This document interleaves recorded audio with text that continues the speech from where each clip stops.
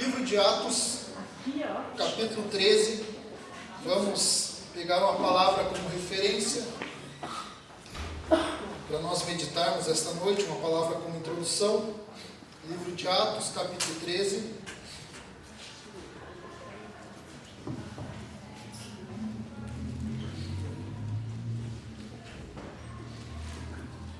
Os irmãos acharam, irmãos? Atos, capítulo 13.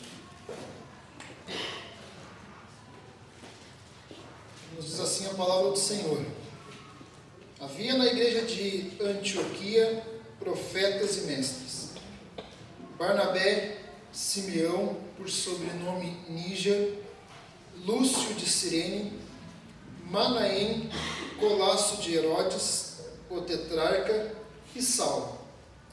E servindo eles ao Senhor e jejuando, disse o Espírito Santo: separai-me agora Barnabé e Saulo para a obra a que os tenho chamado. Então, jejuando e orando, e impondo sobre eles as mãos, os despediram. Os irmãos podem tomar seus assentos.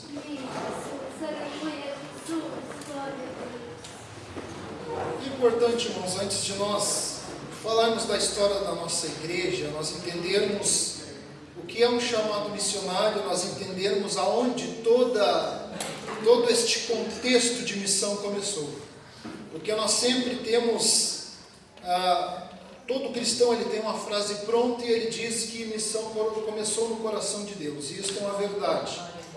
A Bíblia vai nos falar, e eu creio que um primeiro missionário foi o próprio Senhor Jesus Cristo, que deixou a sua habitação, deixou os céus, deixou de estar ao lado do trono de Deus e veio a este mundo, veio encarnado como homem, nascendo de uma mulher, com um corpo físico, sofrendo todas as dores que nós sofremos, passando humilhações como nós passamos, passando por dificuldades como cada um de nós aqui passa, e por fim morreu numa cruz, se entregou a sua vida numa cruz, cumprindo uma missão que havia sido dado a ele nos céus, para que nós tivéssemos o alcance da salvação, para que nós tivéssemos a possibilidade, o privilégio de estarmos aqui hoje. Jesus verteu o seu sangue na cruz do Calvário. Então não é pouca coisa, não é algo barato, não é algo simples, não é algo comum. Mas o primeiro missionário, o Senhor Jesus Cristo, ele deu a sua vida. Amém. Ele verteu o seu sangue. Ele se entregou em uma cruz para cumprir a missão que lhe havia sido dada. E a exemplo do Senhor Jesus Cristo, a Bíblia vai nos relatar muitos outros missionários, muitas outras pessoas que foram usadas por Deus, que ouviram o chamado de Deus, que dedicaram as suas vidas por amor ao Evangelho, para o progresso do Evangelho, para que a igreja crescesse, para que a igreja evoluísse, para que a igreja chegasse aos confins da terra. Porque o plano de Deus e o plano do Senhor Jesus sempre foi que o Evangelho chegasse aos confins da terra.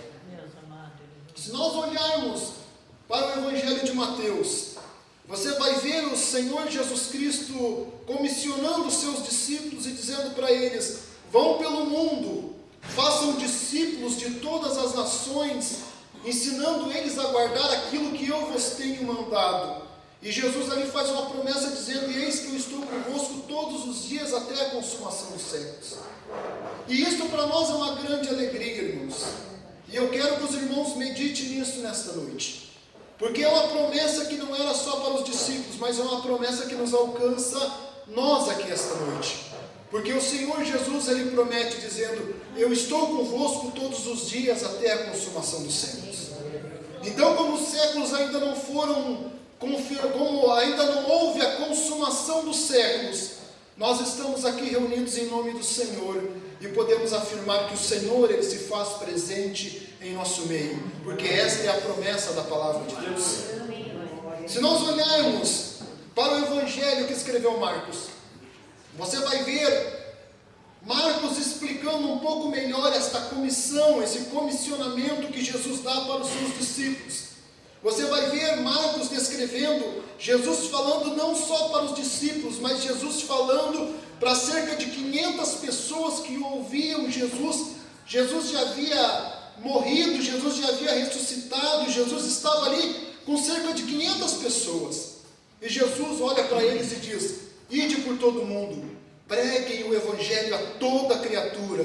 Quem crer e for batizado será salvo, e quem não crer está condenado. Então Jesus está dando um comissionamento que alcança nós hoje em dia. Não era algo só para os discípulos ir pelo mundo e pregar o evangelho. Não era uma ordem só que os discípulos deveriam obedecer, mas cabe a cada um de nós, porque conforme a Bíblia nos mostra, e conforme a Simone leu aqui hoje, Jesus ele nos dá um mandamento de amar a Deus e amar o próximo. Agora, quando Jesus diz para os discípulos, Jesus diz para a sua igreja: ide por todo mundo e pregue o evangelho a toda criatura, Jesus também está dando um mandamento que precisa ser cumprido pela igreja. Ou seja, missões é o motor propulsor da igreja. São missões, é o evangelismo que leva a igreja para frente. São missões, é o evangelismo que faz a igreja crescer, que faz a igreja aumentar. E nós precisamos ter este entendimento, irmãos. Aleluia. Que não cabe só aos missionários pregar o evangelho. Não cabe só aos pastores pregar o evangelho. Não cabe só aos pregadores, mas cabe a cada um que faz parte do corpo de Cristo, a cada um que é membro do corpo de Cristo, tem esta missão em sua vida, de pregar o evangelho, de fazer discípulos, de pregar às nações, de pregar ao seu vizinho, de pregar ao colega de trabalho, de pregar aos seus familiares, de testemunhar sobre aquilo que Jesus tem feito em nossas vidas.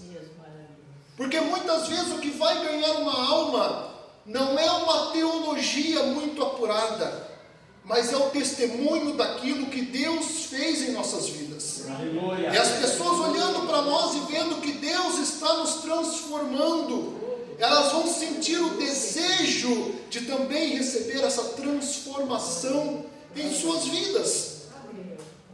Então, o evangelho, irmãos, é isto, é para ser anunciado, é para ser testemunhado, é para ser testificado de tudo aquilo que Deus fez, de toda a bondade, misericórdia e amor de Deus para as nossas vidas. E Jesus havia dado essa ordem para os discípulos. Os discípulos ficam esperando em Jerusalém.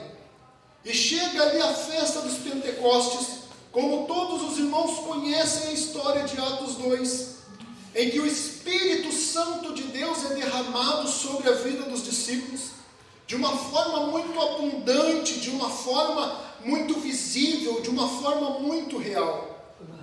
De uma forma tão real que a Bíblia nos diz que aqueles irmãos que ali estavam reunidos, os discípulos de Cristo que ali estavam reunidos, eles passam a falar em outras línguas conforme o Espírito Santo lhes concedia que falassem. E é claro que essas outras línguas que eles passam a falar é uma prova visível do derramar do Espírito Santo, mas não é simplesmente pessoas que estão falando em línguas que não conhecem. Mas a Bíblia nos diz que Jerusalém estava lotada de pessoas, por decorrência da festa do Pentecoste, e que ali havia pessoas que não falavam a língua hebraica. E a Bíblia vai nos dizer que conforme aquelas pessoas começaram a receber o Espírito Santo e falar em outras línguas, eles começaram a testificar da bondade de Deus na língua que aqueles estrangeiros estavam ali. E todos eles puderam ouvir a palavra do Senhor. Todos eles em sua língua materna puderam entender a proclamação do Evangelho que estava sendo feita ali naquele dia. E a Bíblia vai nos dizer que em um único dia, Deus acrescenta à igreja. Quase 3.000 almas, quase 3.000 pessoas aceitam o Senhor Jesus Cristo, entregam a sua vida nas mãos do Senhor Jesus, se convertem à doutrina cristã, porque ouviram a palavra e entenderam aquilo que eles estavam ouvindo. A Bíblia também vai nos dizer que quando Estevão estava pregando, Estevão é morto, e a partir da morte de Estevão começa a haver uma perseguição sobre a igreja de Cristo. E aí começa a se cumprir tudo aquilo que Jesus havia dito lá em Mateus e que Jesus havia dito em Marcos. Porque a igreja de Cristo começa a ser dispersa. As pessoas, para fugir da morte, eles começam a fugir para outras cidades, eles começam a fugir para outros países, eles começam a fugir para outras regiões. E chegando lá não havia discípulo, chegando lá não havia igreja, chegando lá não havia tabernáculo. Mas chegando lá, eles estavam com a palavra de Deus viva em seus corações. E em cada lugar que eles chegavam, eles começavam a pregar, eles começavam a anunciar o Evangelho de Cristo, eles começavam a fazer discípulos, eles começavam a ensinar o que Jesus havia mandado, e pessoas iam se convertendo, pessoas iam se entregando aos pés do Senhor Jesus, pessoas iam aceitando o ensinamento de Cristo em suas vidas. E chegou a um ponto do Evangelho crescer tanto, chegou a um ponto da igreja aumentar tanto, que o próprio Império Romano acaba se rendendo e com medo de perder o poder do governo, eles acabam tornando, claro que muitos anos depois, mas eles acabam tornando o cristianismo como a religião oficial do Império Romano, porque a igreja havia crescido demais, havia aumentado demais. Mesmo com todas as perseguições, mesmo com pessoas morrendo nas arenas, mesmo com pessoas morrendo na boca dos leões, mesmo com pessoas morrendo crucificadas, anos e anos depois, os discípulos todos já haviam morrido, mas a igreja continuava aumentando, continuava crescendo, porque esta é uma obra de Deus. Missões é uma obra de Deus. E o Senhor diz que as portas dos infernos não prevalecem contra a sua igreja. Então, esteja a igreja de Cristo dentro da palavra, e vivendo a palavra, e praticando a palavra. Não há inferno e não há demônio que possa combater a obra do Senhor. Aleluias. Chegamos no capítulo 13 de Atos dos Apóstolos, e eu gostaria de meditar um pouquinho aqui com os irmãos. Porque Lucas nos escreve no início do capítulo 13 dizendo: havia na igreja de Antioquia. Antioquia era uma cidade, era uma região do que hoje é conhecido como a Turquia. Antioquia era uma cidade do sul da Turquia, quase na fronteira com a Síria, cerca de 425 quilômetros distante de Jerusalém. E lá estavam alguns profetas, ali estavam alguns servos do Senhor. E a Bíblia nos diz que haviam profetas e mestres naquela cidade, naquela igreja de Cristo. Havia profetas e mestres. E Lucas, ele vai citar nominalmente alguns desses profetas e alguns desses mestres. E Lucas, ele cita, por exemplo, Barnabé, que é o companheiro do apóstolo Paulo. Ele cita Simeão, por sobrenome Níger. Ele cita Lúcio, que era da cidade de Cirene, ou também poderia ser chamado de Lúcio Cirineu. Manaém, que era um empregado de Herodes, e ele cita Paulo. Ele cita aqui alguns homens que eram profetas, alguns homens que eram mestres, alguns homens que já tinham uma vida bem alicerçada com Deus, alguns homens que já viviam a palavra, homens que anunciavam já o Evangelho de Cristo e ensinavam sobre as doutrinas de Cristo dentro da cidade de Antioquia. E a Bíblia vai nos dizer, Lucas vai nos escrever no versículo 2 dizendo: e servindo eles ao Senhor. E isto me chama a atenção, porque a Bíblia aqui está nos mostrando, e Lucas está nos escrevendo, sobre uma das primeiras chamadas missionárias que se tem na história, que é quando Deus chama Paulo e chama Barnabé para serem missionários e para levarem o Evangelho a outras localidades e a outras nações. E me chama a atenção que Lucas escreve dizendo, e servindo eles ao Senhor. Aleluia. Porque Deus, Ele nunca vai chamar alguém que está parado. Deus, Ele nunca vai chamar alguém que está com os braços cruzados. Deus, Ele nunca vai chamar alguém que está deitado em casa esperando que Deus faça alguma coisa, que um anjo desça do céu, que brilhe uma luz dentro da sua casa e o anjo traga uma mensagem específica para ele. Ele está sem fazer nada, esperando Deus dar uma ordem. Não. A Bíblia aqui, ela deixa bem claro, em Lucas ele deixa bem claro, e servindo eles ao Senhor. Ou seja, eles estavam fazendo alguma coisa. Eles estavam anunciando o Evangelho do Senhor. Eles estavam ensinando a igreja sobre os princípios do Evangelho de Cristo, sobre os princípios da Palavra de Deus. Eles já estavam servindo, e é engraçado quando nós olhamos a palavra servir, porque no grego, no original do grego, a palavra servir é diaconia, ou seja, eles estavam fazendo algo de importante para Deus, porque o diácono naquela época, um dos serviços do diácono era levar os alimentos para as viúvas, para os necessitados, para os órfãos, era abrigar aqueles que eram necessitados. Então eles estavam ali não apenas profetizando porque eram profetas, não apenas ensinando porque eram mestres, mas Lucas diz que eles estavam servindo a Deus. E de que maneira? Servindo a Deus, ajudando a igreja e ajudando a comunidade naquilo que eles precisavam. E no versículo 2, Lucas continua dizendo, e servindo eles ao Senhor, e jejuando, buscando a Deus, se colocando nas mãos do Senhor, se colocando na presença de Deus. Ele vai continuar dizendo, disse o Espírito Santo. Ou seja, eles não estavam parados de braço cruzado esperando, eles estavam trabalhando e estavam jejuando e buscando ao Senhor. E como todo aquele que busca, encontra, quando eles estavam buscando ao Senhor, o Espírito Santo fala com eles. E o Espírito Santo dá uma ordem dizendo, separai-me agora Barnabé e Saulo para a obra que os tenho chamado. Quem chama é Deus. Quem chama é o Espírito Santo, quem escolhe é o Espírito Santo, e ele vai escolher aquele que já está trabalhando, ele vai escolher aquele que já está fazendo alguma coisa, ele vai escolher aquele que está buscando, ele vai falar com aquele que está buscando, aleluia, aquele que está buscando a presença do Senhor.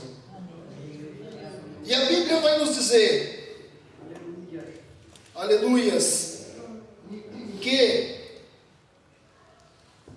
jejuando e orando e impondo sobre eles as mãos, os despediram. Deus chama quem está servindo, Deus fala com quem está buscando. Aleluia, e quem chama é o Senhor. A igreja jejuando e orando coloca as mãos sobre a cabeça de Paulo, sobre a cabeça de Barnabé, e ora por eles e despede eles, e a partir daquele momento eles saem dali e realizam uma grande obra. Paulo chega a escrever em alguma de suas cartas que ele pregou em praticamente todos os lugares que era conhecido daquela época, que ele conhecia naquela época, ele esteve lá pregando, passando por luta, passando por dificuldades. Se os irmãos lerem lá em 2 Coríntios, vocês vão ver que Paulo fala que muitas vezes foi apedrejado, ele apanhou de vara, ele passou por naufrágio, ele passou fome, ele passou frio, ele correu o perigo dos assaltantes, ele correu o perigo de pessoas que eram da sua família, ele teve que se esconder, ele passou pela prisão e passou pela morte, mas o Evangelho de Cristo avançou. A igreja de Cristo continuou vencendo, continuou indo em frente, continuou progredindo. Aleluias. E agora eu quero pedir a ajuda do Vitor, porque eu quero contar um pouco para os irmãos do que é a história da nossa igreja, o que é a história da Assembleia de Deus. Vou pedir para a Simone desligar as luzes aqui em cima, porque são as fotos bem antigas, são fotos preto e branco, né? Algumas delas muito obrigado, algumas delas de mais de 100 anos, então fica meio difícil de ver, né? Os irmãos estão vendo daí, irmãos? Então vou pedir para o Vitor colocar o primeiro slide. Não podemos esquecer, irmãos, que, como eu falei aqui, que Deus é quem, Deus chama quem está servindo, e os irmãos vão ver isso naquilo que eu vou contar aqui hoje, na história da igreja. Os irmãos vão ver exatamente isso, que Deus, Ele chama quem está servindo, e é por isso que eu peguei essa palavra. E Deus fala com quem está buscando a Ele, e quem chama, e quem escolhe, e quem envia é o Senhor. Enquanto o Vitor não acha ali,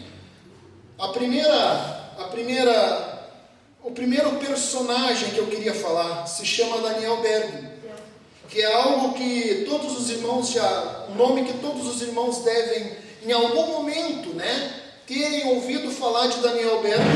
Esta é a família de Daniel Berg. Daniel Berg e a esposa dele, Sara, são a família de missionários. Eles são missionários que vieram da Suécia, né, são suecos.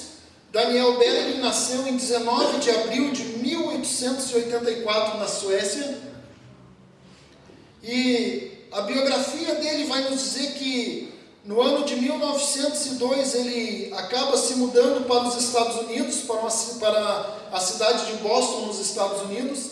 E para os irmãos entenderem o contexto, nos Estados Unidos, no início daqueles anos de 1900 até 1920, estava se começando um grande avivamento da parte de Deus nos Estados Unidos.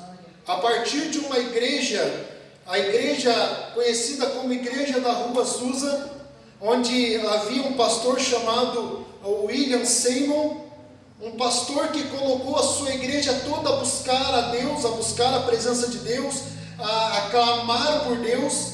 E em torno do ano de 1906, houve um derramar muito grande do Espírito Santo de Deus sobre aquela igreja. Historiadores contam, e há jornais da época que tiveram lá reportando o fato, porque foi algo que tomou conta do país, foi algo muito grande, algo que eles nunca tinham visto, ou até então, né, o povo dos Estados Unidos não estavam acostumados com aquilo, porque eles se reúnem em um culto de oração, em uma reunião de oração na igreja, e começam a buscar a Deus, e quando o Espírito Santo de Deus começa a ser derramado, o culto não tem mais fim. O culto durou semanas e semanas, em que pessoas saíam e entravam da igreja, as portas da igreja não eram mais fechadas, e as pessoas estavam ali adorando a Deus, buscando a Deus, e houve um grande número de pessoas que começaram a ser curadas, pessoas que começaram a se converter, pessoas que começaram a ter a sua vida transformada. E é claro que dentro da história nós precisamos entender que nos anos ali de 1906, 1910, 1912, o mundo já passava por algumas crises, e alguma dessas crises era vivida pelos suecos, pelo povo da Suécia. A crise da falta de comida, eles tinham uma escassez de comida, isso em 1902, 1903. Então em 1902, Daniel Berg, um jovem de 18 anos, deixa a casa dos pais, deixa a sua terra e vai para os Estados Unidos. Ele chega nos Estados Unidos, na cidade de Boston, e ele era alguém que já foi para os Estados Unidos conhecendo a Deus. Ele já servia a Deus na Igreja Batista, a Igreja Batista em que ele cresceu, em que ele se criou. E ele se converteu, né, a Deus em 1899, e no ano de 1909 ele recebe o batismo com o Espírito Santo. Algo que vai mudar a vida dele, algo que vai transformar a vida dele, né? Era um jovem ainda com pouca idade, mas era alguém que a partir deste momento ele começa a trabalhar na obra de Deus, ele começa a se envolver na obra de Deus. Ele passa a ser um obreiro bastante atuante na obra de Deus. E no próprio ano de 1909, em uma conferência da Igreja Batista em Chicago, ele conhece aquele homem ou aquele obreiro que viria a ser o seu companheiro de missão no Brasil. Vou pedir para passar o segundo slide, que seria Gunnar Wing. Gunnar Wing, e ali está a família dele, a esposa, os filhos, a esposa dele é a Frida. Gunnar Wing também, um obreiro, nascido em 8 de agosto de 1897 na Suécia. Foi criado em um lar cristão. Ele não foi como Daniel Berg, ele não se converteu, ele já nasceu num lar cristão. E em 1903, ele também sai da Suécia, pelo fato da crise econômica que a Suécia vivia. Ele sai da Suécia em 1903 e se muda para os Estados Unidos, onde ele ingressou no Seminário Batista em Chicago. Em 1909, para os irmãos terem uma ideia, né? No mesmo ano que Daniel Berg, ele recebe o batismo com o Espírito Santo. Numa reunião de oração, Gunnar Wing recebe o chamado de Deus. E o chamado de Deus para ele era que ele viria para o Brasil. Deus, numa reunião de oração, Deus fala com ele de uma forma bem clara, de uma forma bem legível. Deus fala com ele dizendo que Deus tinha chamado ele para ser missionário no Brasil. E aqui eu chamo a atenção dos irmãos para aquilo que nós vimos em Atos 13. Eles eram obreiros da casa de Deus. Eles eram jovens que estavam engajados na obra do Senhor, que estavam trabalhando para o Senhor, que estavam fazendo algo para o Senhor. Eles eram jovens que estavam buscando ouvir qual era a vontade de Deus para a vida deles. Porque eles recebem o batismo no Espírito Santo em uma conferência em que a igreja estava reunida buscando a presença de Deus, buscando ouvir a voz de Deus falar com eles. E é exatamente neste momento que eles ouvem a voz do Espírito Santo de Deus falar ao coração deles. Assim como o Espírito Santo falou com a igreja de Antioquia, dizendo: me separem Saulo e Barnabé para a obra que eu os tenho chamado. Da mesma maneira, Deus chama esses dois jovens. E Deus fala com Gunnar Wing dizendo: eu te chamei para pregar o Evangelho no Brasil. Era a obra para a qual o Espírito Santo o havia chamado. E eles então se conhecem nesta conferência em Chicago, se tornam amigos, se tornam companheiros.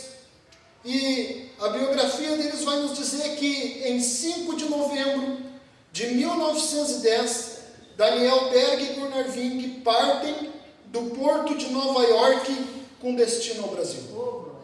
Eles saem dos Estados Unidos sem nenhum auxílio, sem nenhuma ajuda, com nenhuma igreja responsável por sustentar eles. Eles saem dos Estados Unidos, saem do porto de Nova York, eles entram no navio.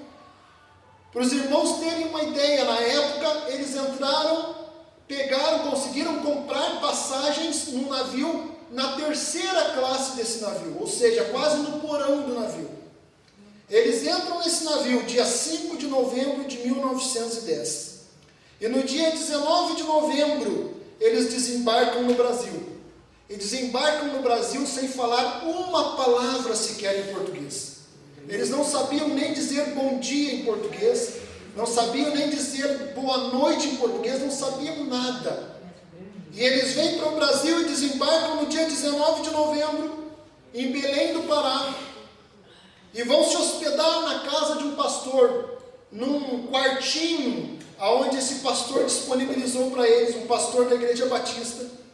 E lá eles ficam durante 6 meses, que Daniel Berg trabalhava em uma fundição e Gunnar Wing ficava em casa aprendendo a falar o português. E durante a noite ele passava para Daniel Berg aquilo que ele havia aprendido. E eles ficam 6 meses vivendo desta maneira, trabalhando, aprendendo a língua do Brasil, aprendendo a falar o português. E com 6 meses no Brasil, eles já estão conseguindo se comunicar, né, de uma forma bem razoável. Então eles começam a trabalhar na obra do Senhor dentro da Igreja Batista. Eles começam a fazer reuniões de oração nas casas. Só que eles vêm com uma novidade que o povo brasileiro não conhecia. O povo brasileiro tinha algumas igrejas que eram igrejas tradicionais, que eram igrejas, né, muito tradicionais e muito parecidas com aquilo que havia na Europa muitos anos atrás. Mas agora Daniel Berg e Gunnar Ving começam a pregar e a falar sobre o Espírito Santo, e a falar sobre cura divina, e a falar sobre libertação. Aleluia. E a biografia deles vai nos contar que houve uma reunião em que uma irmã chamada Celina, se eu não me engano é Celina Albuquerque, ela que era uma senhora que tinha uma doença crônica, uma doença que não tinha cura, em uma reunião de oração, ela é batizada com o Espírito Santo e recebe a cura da doença que ela tinha. Amém. Aleluia, Jesus. E a partir daquele momento eles já não conseguem mais ficar dentro de uma igreja tradicional, porque eles já não estavam mais sendo aceitos. Então, irmãos,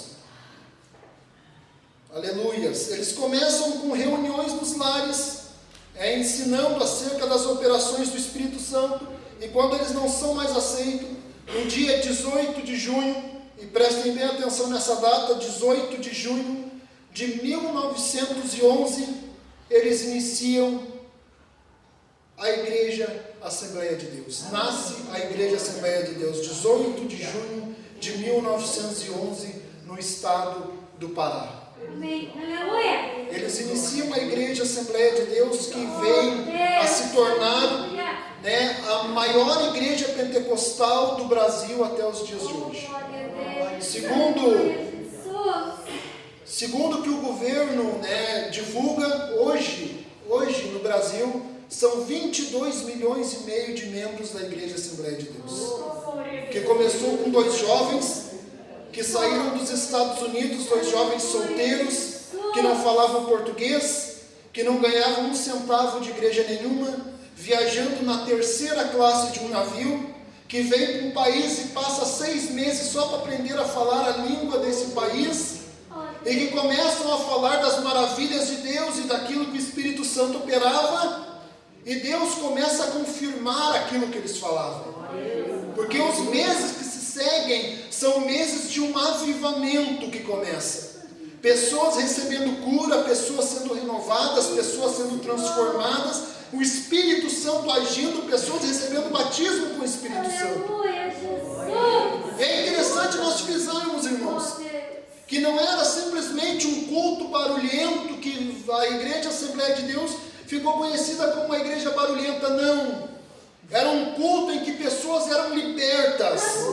Era um culto em que pessoas chegavam, às vezes, possessas por demônio, eram libertas desses demônios. Pessoas chegavam enfermas e eram curadas. Vidas eram transformadas. Por quê? Porque isso são sinais de um verdadeiro avivamento. Um verdadeiro avivamento, ele transforma vidas. Um verdadeiro avivamento, ele cria no nosso coração um desejo em falar da palavra de Deus, um desejo em anunciar o Evangelho do Senhor. Aleluias. Gunnar Ving, depois de muitos anos, ele fica no Brasil durante algum tempo, volta para a Suécia, se casa, né, com a irmã Frida. Ele vem para o Brasil. A Frida, ela é autora de alguns hinos da harpa cristã que nós cantamos nos nossos cultos. Ela é autora de muitos desses hinos. E a história, a biografia dele nos conta que em 29 de junho de 1933, ele faleceu na Suécia. Foi, né, recebido pelo Senhor em torno de 53 anos de idade. Ele deixa este mundo e passa, né, a viver no descanso do Senhor e a colher o fruto de todo o trabalho que ele dedicou a sua vida em fazer na obra do Senhor. Daniel Berg também, né, veio para o Brasil solteiro, depois ele volta para a Suécia, se casa com a irmã Sara, volta para o Brasil, fica muitos anos ainda no Brasil, como missionário, como pastor. E depois de muitos anos e de muitas igrejas implantadas e que o Evangelho havia crescido, né? Gunnar Ving, ele chegou a ser pastor no Rio de Janeiro, fundou muitas igrejas no Rio de Janeiro. Daniel Berg também, em Minas Gerais, em alguns outros estados, ali eles fundam muitas igrejas, criam muitas igrejas. E no dia 27 de maio de 1963, também Daniel Berg descansa no Senhor, né? Entra no descanso do Senhor e vai receber o galardão de todo o trabalho que ele tinha feito para o Senhor. Eu vou pedir para o Vitor passar o outro slide. Esse aí é o personagem do hino que foi cantado aqui nesta noite, Gustavo Norman. Gustavo Norman e a esposa dele, Elizabeth, que também é um casal de suecos, né? Ele nasceu em 6 de junho de 1988 na Suécia, converteu-se ao Senhor em 1916 e logo foi batizado com o Espírito Santo ainda na Suécia. Aquele avivamento que começa lá na Rua Azusa, nos Estados Unidos, tomou conta não só dos Estados Unidos, mas de toda a Europa, né? Igrejas que eram igrejas tradicionais começaram a se tornar igrejas pentecostais, e em 1916 ele recebe o batismo com o Espírito Santo, e em 1919 ele recebe o chamado de Deus para vir para o Brasil. E na biografia dele vai contar exatamente o que o hino nos contou aqui nessa noite. Quando logo de primeira ele recebe o chamado de Deus para vir para o Brasil. E o chamado de Deus era para vir para o Brasil e para vir para a região sul do Brasil. Logo de início, ele que era alguém que havia casado há pouco tempo, tinha um filho pequeno, ele que era alguém que tinha uma profissão que não era uma profissão abastada na época, ele era um marceneiro. Logo de início, ele se nega a obedecer à voz do Senhor. Logo de início ele se nega de obedecer o chamado que Deus havia feito para a vida dele. Ele começa a negar e dizer que não vinha, que não queria, que não era isso para ele, que não era com ele que Deus estava falando. Então ele passa por alguns problemas de saúde, ele fica doente, fica de cama quase à beira da morte. E quando ele está à beira da morte, ele vê um anjo do Senhor falar com ele novamente. E quando o anjo do Senhor fala com ele pela segunda vez, e o anjo do Senhor pergunta para ele se ele ainda não havia se arrependido da decisão dele. Aí então ele se entrega à vontade de Deus, ele se entrega à vontade do Espírito Santo. Aleluias! E promete sim se dedicar e fazer aquilo que Deus havia chamado ele para fazer. Pouco tempo depois ele levanta da cama, e no dia 2 de fevereiro de 1923, ele, a esposa e o filho desembarcam em Belém do Pará. Fazem o mesmo caminho que Daniel Berg e Gunnar Ving, e vêm para Belém do Pará, da mesma maneira que os outros dois missionários vieram, sem ajuda nenhuma, sem muito pouca condição financeira, sem nenhuma igreja ajudando por trás. Eles vêm para o Brasil sem falar nem sequer uma frase em português, e chegam no Brasil e levam 8 meses aprendendo a falar o português. Depois de 8 meses aprendendo a falar em português, dia 3 de fevereiro de 1924, eles chegam em Porto Alegre.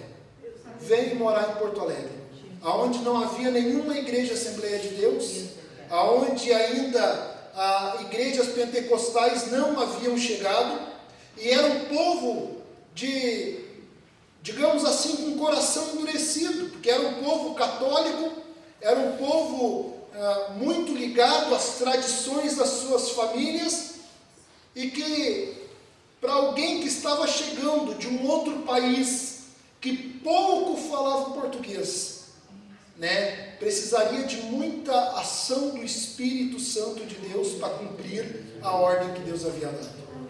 Mas como era Deus que havia ordenado?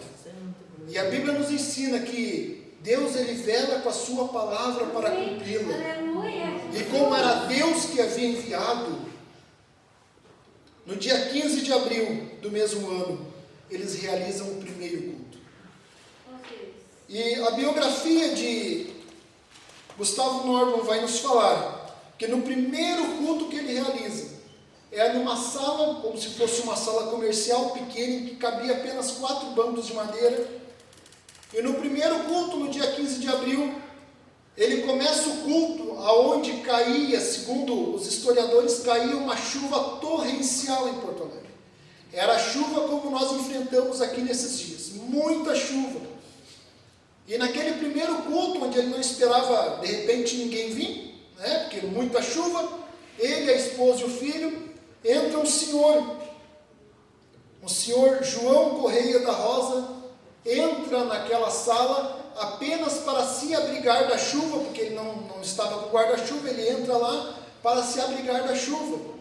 E na intenção dele de se abrigar da chuva, o missionário começa o culto e começa a pregar e falar do amor de Deus, e falar da bondade de Deus, da misericórdia de Deus, falar das operações do Espírito Santo. E então João Correia da Rosa, no dia 15 de abril, é a primeira pessoa do Rio Grande do Sul a aceitar Jesus numa Assembleia de Deus.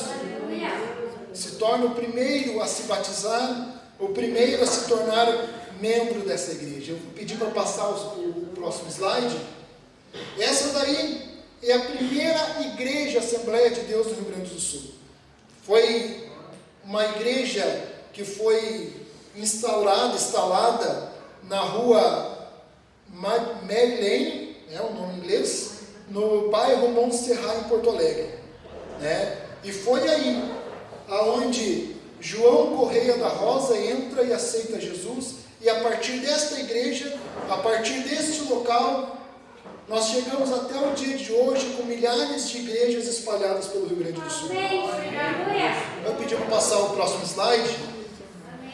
Nós estamos apertados no horário. Esse aí é outro missionário muito conhecido. Acho que a maioria dos irmãos aqui deve conhecer ele, eu já ter visto foto dele em algum lugar.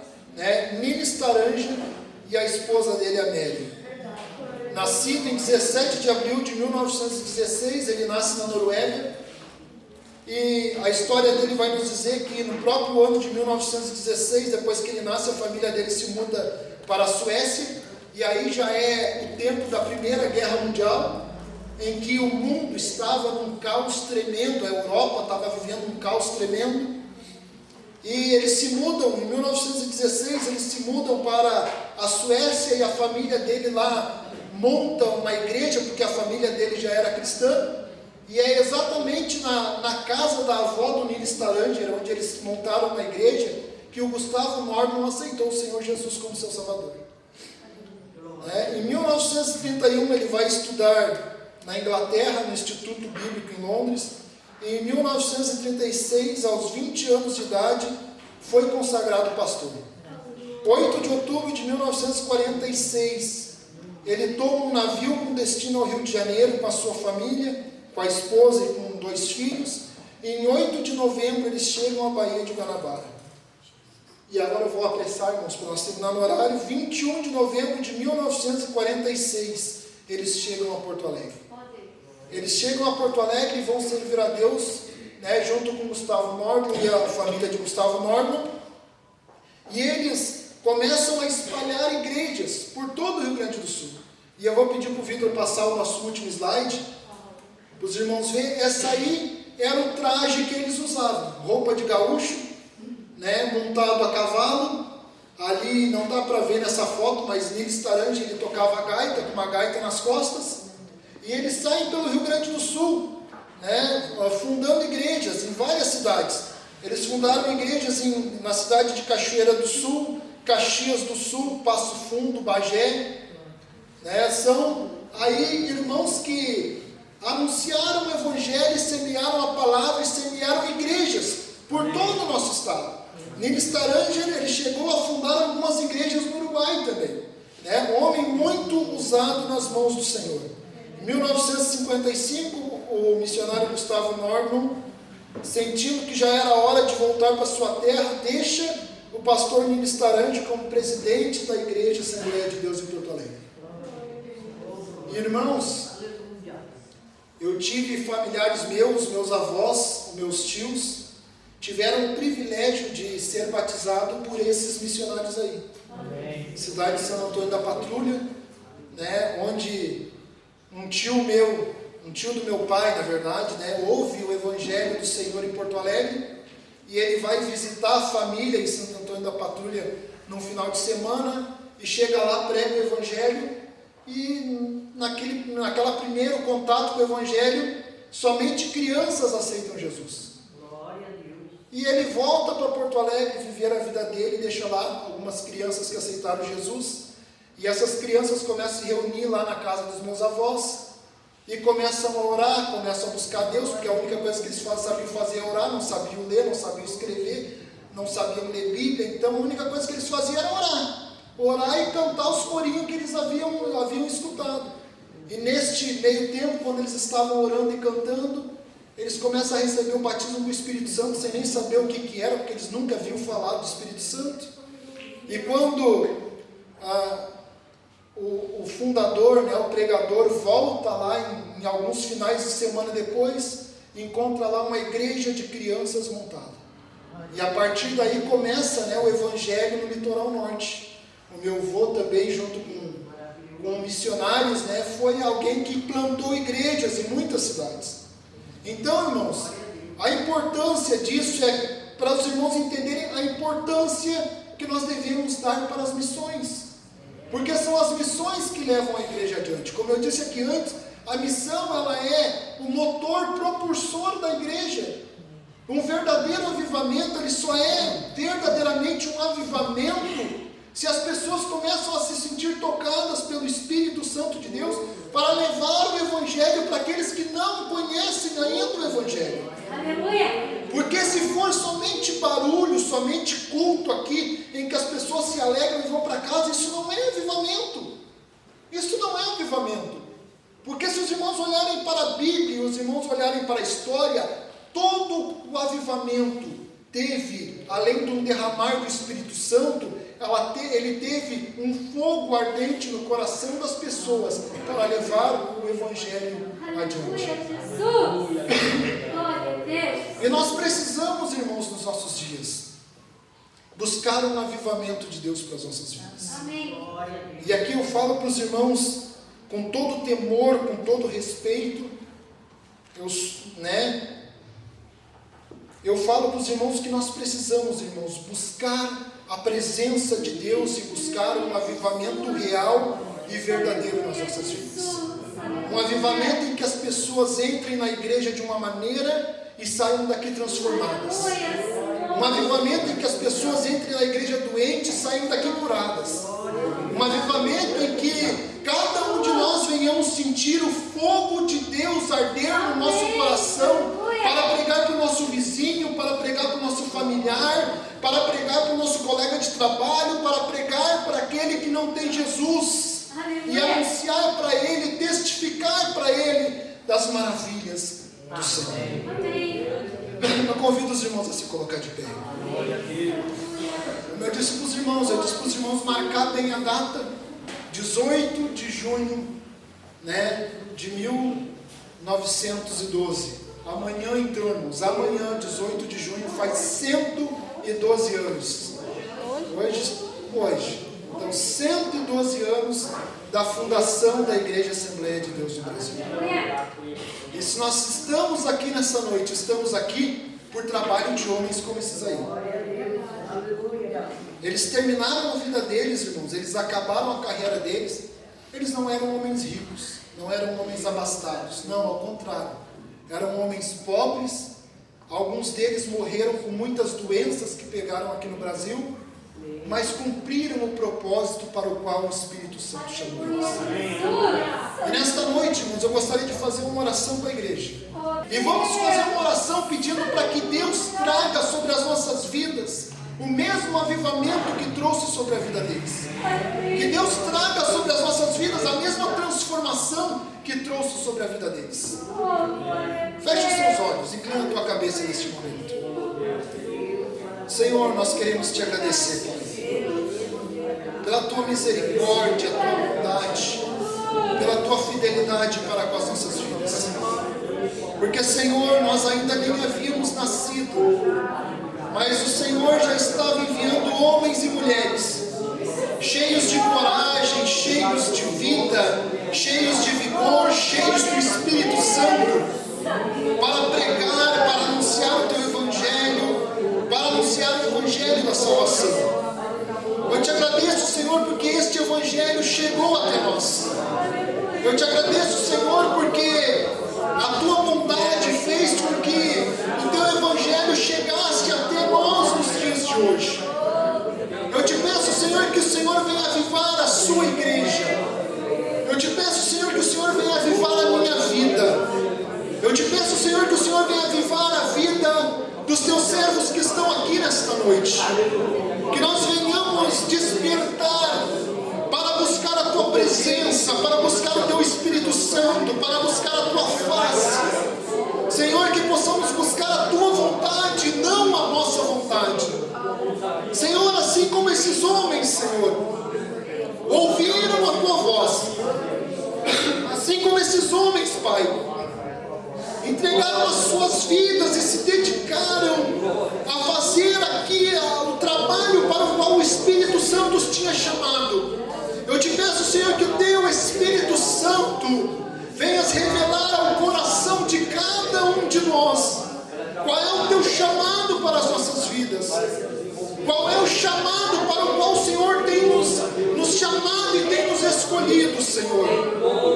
Eu te peço, Senhor, que a chama do Teu Evangelho, a chama do Teu Espírito Santo venha queimar dentro dos nossos corações, Senhor, e que possamos anunciar a Tua palavra. Eu te peço, Senhor, traz um avivamento sobre a Tua igreja, traz um avivamento sobre as nossas vidas, Senhor. Senhor, que as pessoas venham sair daqui curadas, que as pessoas venham sair daqui transformadas, que as pessoas venham sair daqui reanimadas, avivadas pela presença do Teu Espírito Santo nas suas vidas. Eu te peço, Senhor, venhas trabalhar em nosso meio, venhas trabalhar em nosso meio, que seja feita a Tua vontade nas nossas vidas, que seja feita a Tua vontade no meio da Tua igreja, Pai, em nome do Senhor Jesus Cristo.